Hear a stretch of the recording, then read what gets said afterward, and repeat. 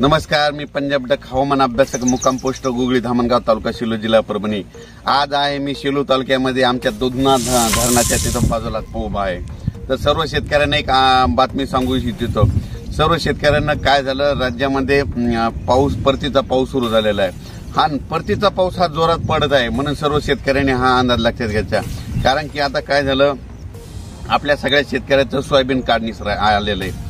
तसे सोयाबीनची काढणी आली, मकाची काढणी देखील आली, तरी सर्व शेतकऱ्यांनी हा अंदाज लक्षात घ्या।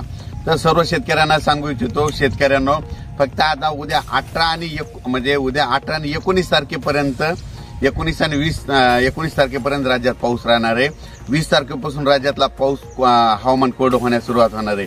सर्व शेतकऱ्यांना सांगू इच्छितो, शेतकऱ्यांनो 20 तारखेपासून ते 28 तारखेपर्यंत तुम्ही तुमचं सोयाबीन तुमचं सोयाबीन आपलं सोयाबीन आणि तसेच मका काढून घ्यावे। कारण की 20 पासून ते 27 तारखेपर्यंत हवामान कोरडं राहणार आहे, थंडी देखील सुरुवात होणार आहे, म्हणून ही सर्व शेतकऱ्यांनी अंदाज लक्षात घ्यायचा।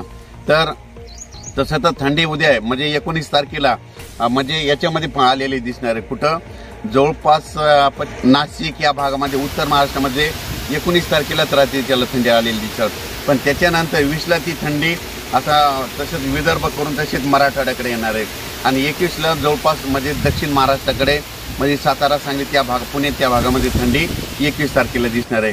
म्हणून सर्व शेतकऱ्यांनी हा अंदाज लक्षात घ्यायचा।